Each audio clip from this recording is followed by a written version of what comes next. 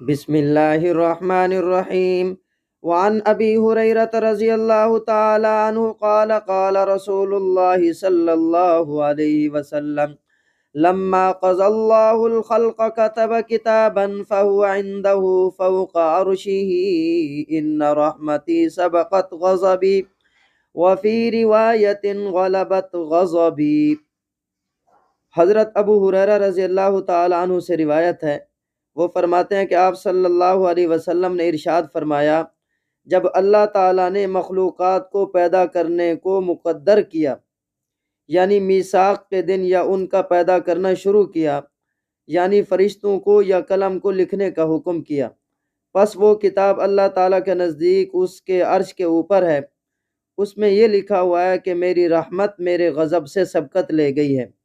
اور ایک روایت میں ہے کہ میری رحمت میرے غضب پر غالب ہے۔